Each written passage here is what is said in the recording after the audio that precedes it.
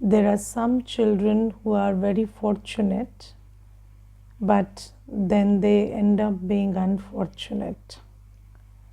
Okay, so Baba says, how do some fortunate children become unfortunate?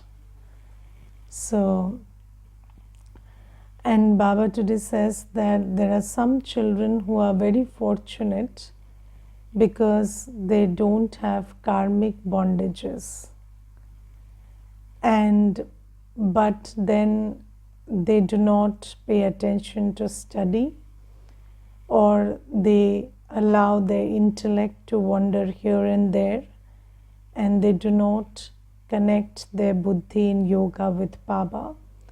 They do not use their buddhi to accumulate yoga power, and this is how they end up being unfortunate. Now, who is a person who is free from bondage? So Baba says there are some children who are free from bondage. How many of you are free from bondage? Are you free from bondage? No, you're not free from bondage. What bondage do you have? Yes, so you see, apart from some things, so you know, this whole thing about bondage is slightly tricky,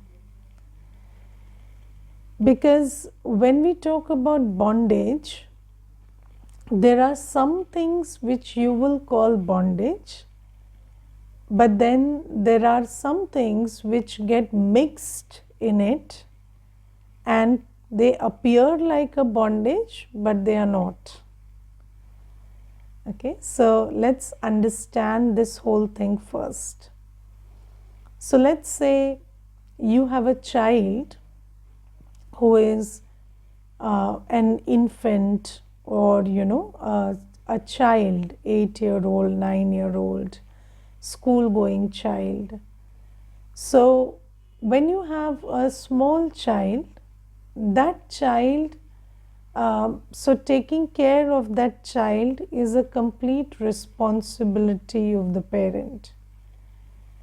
And so, yes, if somebody says that, you know, I'm the only person who can take care of the child, and this is why it's not possible to do certain things, then okay, that's a bondage. We can take that as a bondage, because when the child is little, you cannot ignore the child's cries, or you cannot ignore whatever they are demanding and seeking, because the only resort is the parent. And so this is something that can be called a bondage. Or you know, there is a job, and then the job demands a certain number of working hours, and then the job is, it has rules with according to which you cannot use the phone, or cannot listen to a class, or this or that. Okay, that is also kind of a bondage. Or there is a physical illness of a debilitating kind. Okay, so one cannot move, one cannot go to the center, or one cannot you know, one cannot do certain stuff, maybe can't sit. So that's a bondage. Or maybe a mental illness can also be called a karmic bondage, when you cannot think properly, you cannot manage your intellect. So all those things can be called a bondage. But you know, in this whole thing about bondage, so there is the bondage of karma, and then there is the bondage of vices also. So Maya also mixes up everything, and then it looks like a bondage. Okay, and I will give you some examples, although you know, it cannot be exhaustive, because there are so many things which which come under this canopy that we cannot discuss everything, but let's take a few examples. So there is a mata, and she was there when I was in office. So she was my colleague, and then she took the course, and then she started listening to Baba's Gyan and Murli and everything. And then one day she asked me, Didi, my in-laws don't allow me to go to my parents' place, and I want to go to my parents' place, so I sometimes don't tell them and go there. So I just come to office, or I tell them I'm going to office, but I actually take a leave and then I go there. So will that be called lying, or will that be called a sin? So I said, see, this is not something which is connected to Purusharth, so I will not comment on it, and you have made that choice, and every choice comes with a certain disclaimer. So so if they catch you someday and they beat you up, then you will tell me, Didi, you told me it's not a sin, then why am I getting beaten up? So so it's not about a sin or anything, but it's kind of a bondage you have, and then you have to find out ways to deal with it. Okay, so and it's your complete choice, and then when you make a choice, you have to make an aware choice, you have to take precautions, you have to understand what you're doing, and then you also have to take care that things don't get messy. So it's your personal choice. I would not comment on that. And then after some days, when she was doing classes and everything, and then one day there was a bhatti in the center, and she doesn't live very far away, so it's just 10 kilometers from the center. And then that bhatti was also on a weekday, so it was an office day, working day. And then I told her that you could come for the bhatti, and I invited her that now that you're Baba's child, you should come for the bhatti.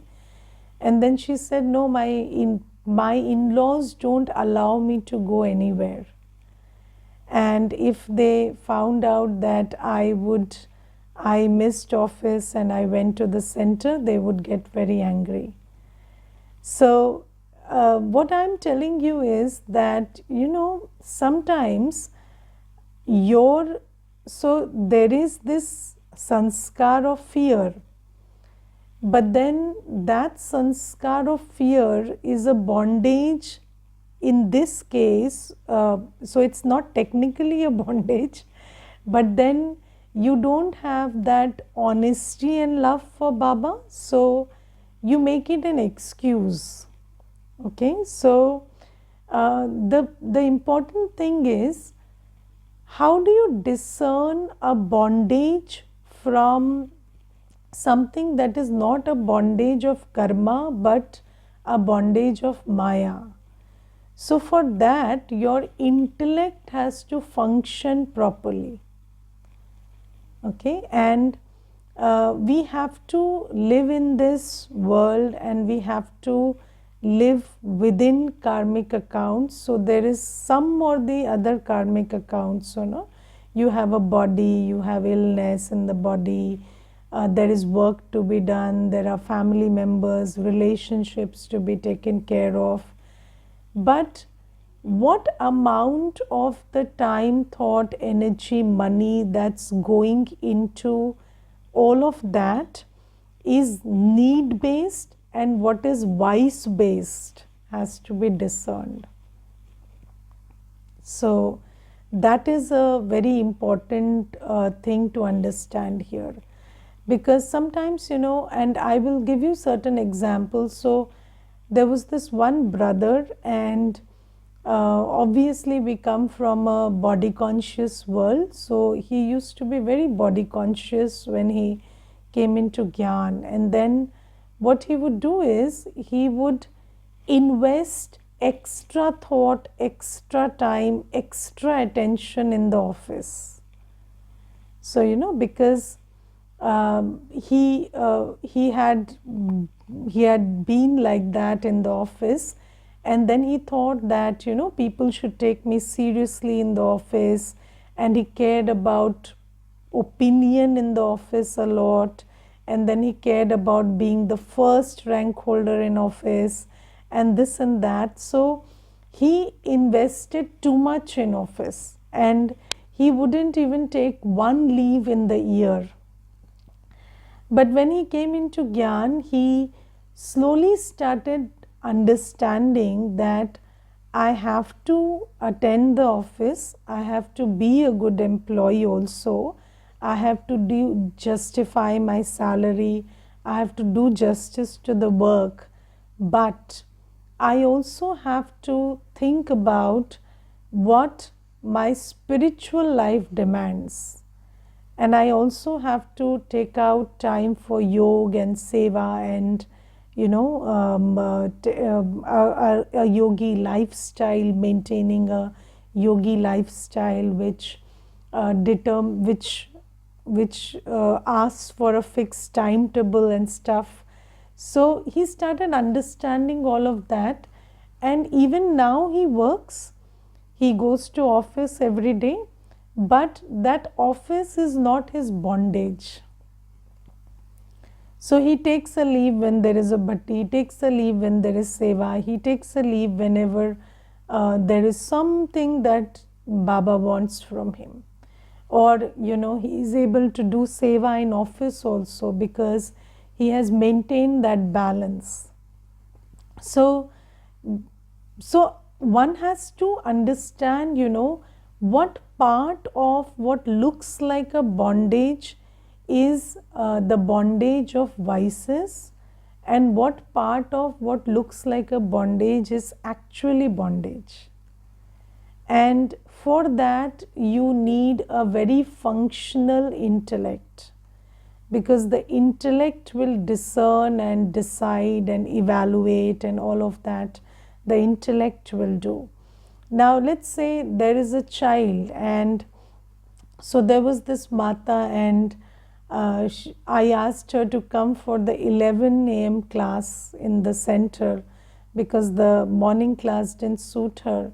And then she said that I have to go and pick my child from school at 12. So I said, good enough. So the school is just 5 minutes from the center. So what you do is you leave at 11:50 or 55. Even if the Murli is not over, no problem. You leave, and then you go and pick the child and take him home. But she said that no, I feel very anxious whenever the child has to come, and so if I get lost in the Murli and I don't, someday I forget or something. So she said, I won't be able to come to the center because I just cannot handle so much of pressure, and I cannot multitask and this and that. So all that is, karmic bondage. So that is not karmic bondage, but that is the bondage of vice. Okay, so one has to understand that, and Baba today talks about not paying attention to study. And the study involves 4 subjects. So listening to the Murli, remembering Baba at Amrit Vela, and then the purity, the imbibing of purity, and then there is seva. So if you do not understand the importance of these things, now you see there is one Mata, and I asked her, do you observe purity? So do you remain celibate? And then she said no. So I said, why? So she said that my husband gets very annoyed whenever I take this step of purity. So I said, what does he do when he gets annoyed? So he said, he abuses me. So I said, what kind of abuse? So she said, verbal abuse. So I said, give me an example of verbal abuse. So she said, he tells, you don't care about me. So I said, that is not verbal abuse. And does he only do that much? So she said, yes. And I said, okay, and then you think that purity has become a very big challenge for you because he shows his disagreement in and I would say it's a very subtle way of showing a disagreement. So so what did you expect? He would be very agreeable to this whole idea or what? So it's not a karmic bondage, but it's a bondage of attachment or maybe fear or some other vice. So then if you're not understanding the importance of purity, and sometimes the karmic bondage is real, like maybe somebody is just brutally beating you up because of this dharana of purity, and then there is no other resort, maybe financially there is no independence or some other way, then we would call it a karmic bondage. But this is not a karmic bondage. But sometimes we don't understand where to draw the line between a karmic bondage and a bondage of vice. So it's very important that you understand that, and I think that when Baba says that when you have buddhi yoga, your bondages finish. Yes, Baba says that your vikarm will get vinash. So your sins will get absolved. So do you understand that buddhi is the key to end bondages? And when the buddhi has the power to discern and decide, then you can exactly understand what is your bondage and what is not your bondage. And when you have discerned it accurately, then you can settle whatever is your bondage by completely accepting that situation and doing the needful in that situation happily. And when you have discerned that this is not your bondage, then you don't go into wasteful thinking which is a product of that confusion created by vices which tell you this is a bondage when it is not. So I think that a functional intellect, which is a gift which comes from Baba, and the more we have buddhi yoga with Baba, the more we study the Murli, the more we churn over the Murli, the more we think about ourselves as a soul, the more we remember Baba, the more we practice purity and our bondages break, then this discernment and decision making also becomes easier and easier. And sometimes even if apparently there are certain limitations, but if you have complete clarity, then you're as good as free from bondage. And then Baba talks about some souls who have no bondage, but they take on the bondage. And Baba gives an example that sometimes children have grown up, but then they will just say that my child needs me, and whereas the child doesn't need the parent, but the parents will keep themselves busy in a life that is revolving around the child and not pay attention to study and remembrance of Baba, and engage in wasteful thinking about people and their behaviors and their choices and their lives, and that is a bondage. And I know many Brahmins who do this, and then getting caught up in the upbringing of grandchildren when there is no need for you to participate in that, but you make it your life's mission, and you think that there is one Mata, and she always tells me that she cannot do any seva in the center because she has to take care of the son of her daughter.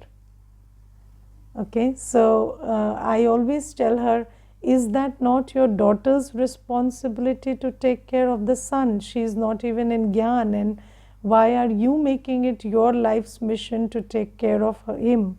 So she says that my daughter is lazy, and she has her own limitations, and she cannot take care of the child.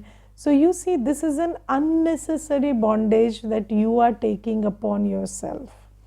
And then sometimes parents are managing their children's household and families, and they are taking care of them. So that is not your duty. Even an animal knows when to set the child free, but humans, because the buddhis are under the sway of vices, sometimes you cannot see that you have taken on this bondage where it is not your burden to carry.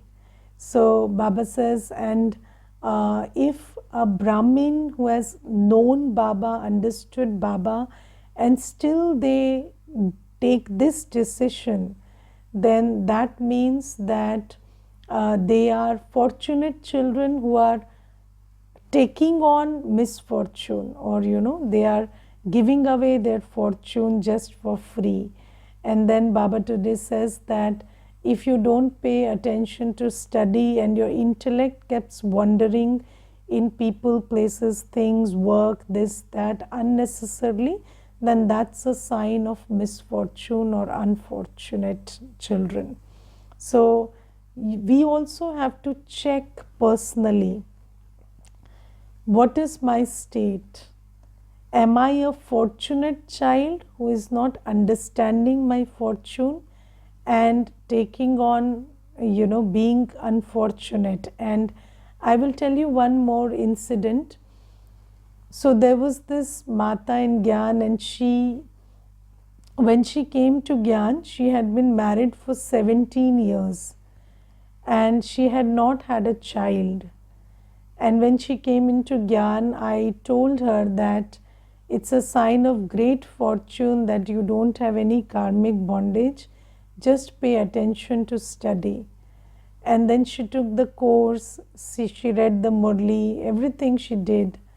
But then, later, after being in Gyan for around 2 years, she told me, Didi, could you please tell Baba that I'm such a good child of Baba?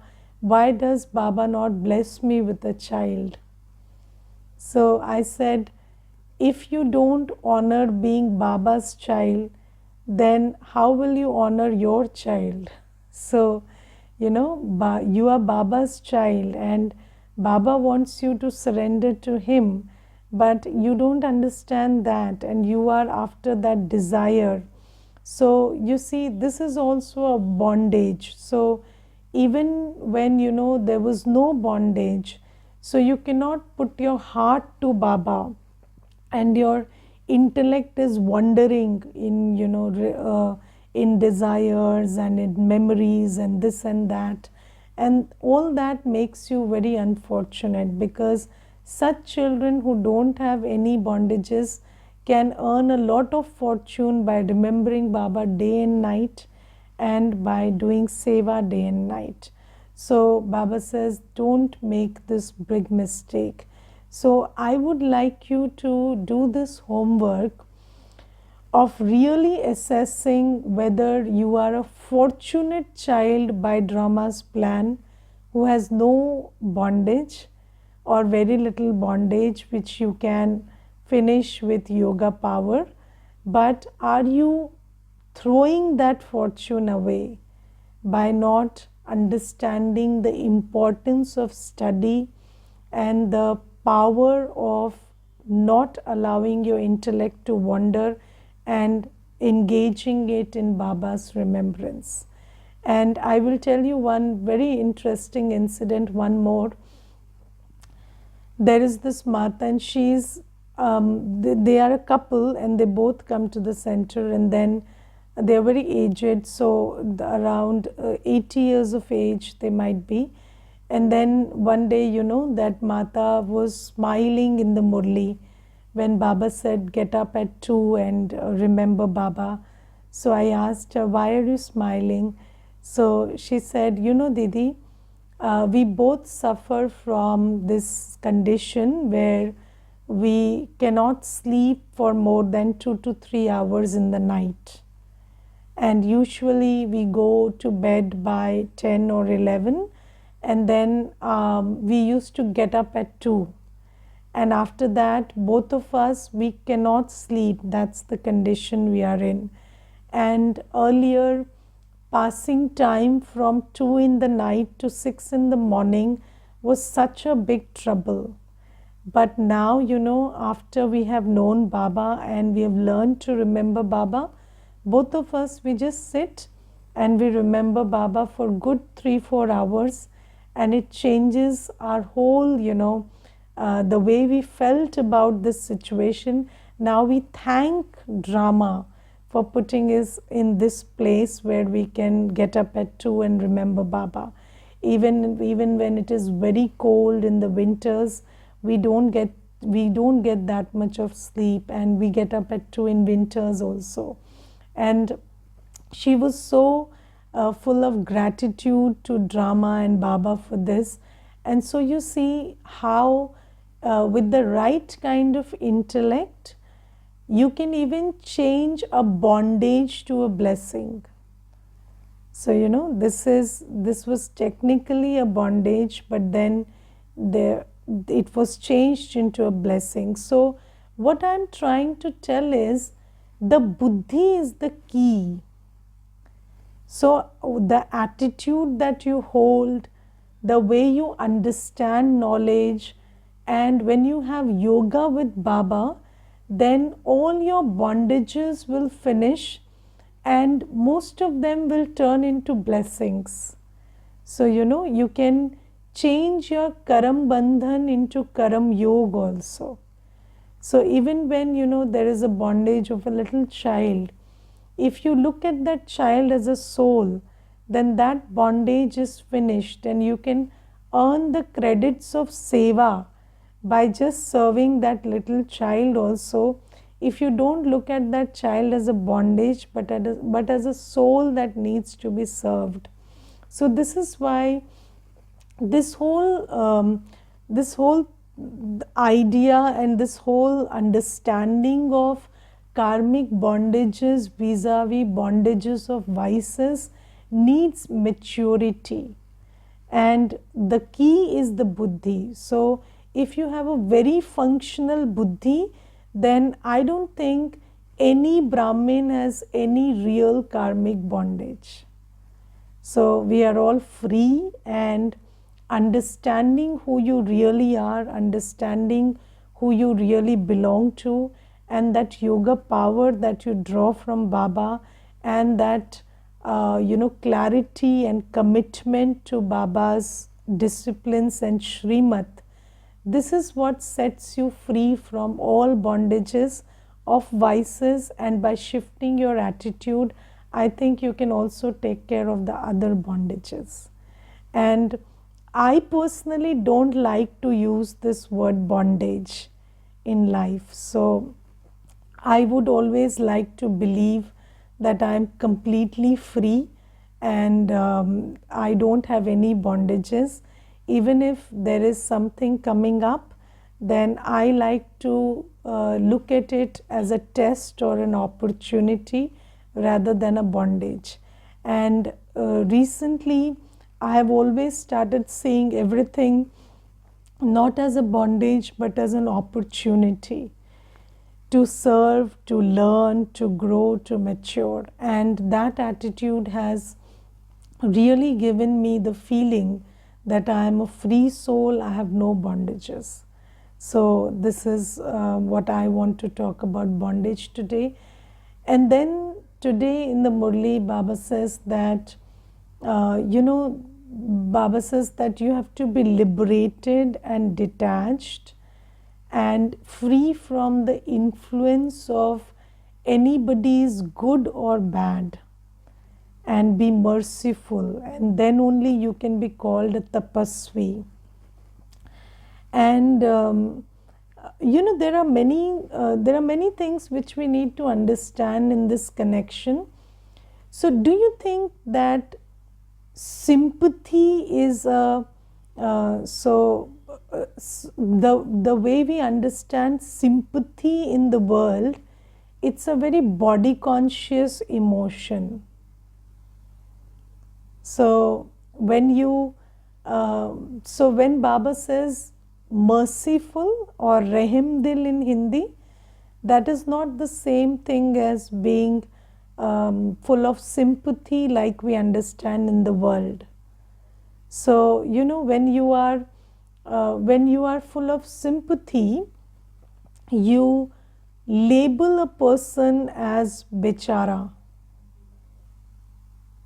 Yes, so you say this is bechara, or this person is helpless, or they need to be helped, and this and that. And when you look at somebody as bechara, then with your drishti you are creating that srishti. So you are debilitating them more and more. Yes, and I was in Amrit Vela 1 or 2 days back. I just had this thought that, do you want to earn people's sympathy or good wishes? So sympathy doesn't elevate you. Sympathy doesn't empower you. Good wishes empower you. And who do you give your good wishes to? You don't give good wishes to powerless souls. You give good wishes to powerful souls. Yes, because good wishes have to be earned, not begged. So, if you are a beggar, you will never have good wishes in your bowl. Good wishes are earned. Good wishes cannot be begged for. This is something that I was just thinking one day, and there is this one Kanya, and she always tells me, Didi, I'm very weak, I'm very in problem, I'm this and that. And she always tells me that you must understand my limitations. But I always tell her, it's not good that if I understand your limitations. If in the drishti of the nimit you are a weak soul, that's not a good idea. So we always want to look at you as a very powerful and capable soul, because only then can I send you good wishes. So even if you tell me, even if you write 100 letters to Baba about how weak you are and how problematic your condition is, we don't keep that in our heart, because it's very important that we stay detached and liberated from the effect of your weak personality. Otherwise, how will I give you what Baba has to give you through me? So Baba says that it's very important that whenever somebody is not even good and bad, it's also when somebody is weak, you have to stay very distant and detached from that weakness. And that's tapasya. What is tapasya? Baba has defined tapasya as being just connected to that one Baba with all your heart. So when Baba is in your heart, then even if somebody does very good karma, you just look at them like a soul. And otherwise, you will start receiving from them and stop receiving from Baba. You will come under their influence. Or even if somebody is doing some bad karma, then you have to understand that they are coming from a weak place, and then you have to give them the power and the sustenance that Baba wants to give them. So you have to stay detached at that time also. But in this situation, you have to be detached and merciful, because you also have to pay attention to giving them what Baba wants to give them. So these are certain points that we need to take care of. And there are, so people say that appreciation is very good, or you must get influenced by somebody's good deeds and appreciate. But I think you shouldn't appreciate only the good. Appreciation is your own quality. Even if you don't see any good, find something good and appreciate. That's okay. So appreciation doesn't come from being influenced by the good. So when you are influenced by somebody's good, then you appreciate, that's not appreciation. So Baba says, stay distant from the effect of good and bad actions. So appreciate the soul, don't appreciate the external acquisition or karma or this or that. There was this one little girl who used to come to the center, and when she would come, she would ask me, how is my dress looking today? And then I would always tell her, you are always good. It doesn't matter how your body looks or your dress looks. And then when it was the lockdown and she couldn't come for many days, then she used to tell her mother, I want to go to that place where Didi says, you are always good. I don't like dress is good or face is good or this or that. So that thing about don't be influenced by the. So when you look at the soul is worthy of appreciation as it is. So don't be influenced by something that is temporary and good, because today it's good, tomorrow it won't be good.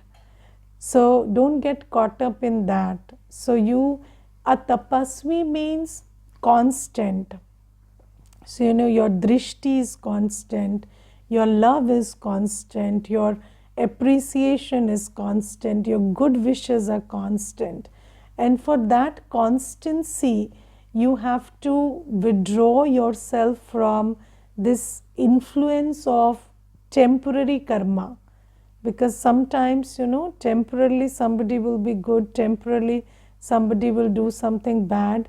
So in order to maintain that constant state of love and appreciation and good wishes, you have to be soul conscious. Don't get influenced by external things. Okay, Om Shanti.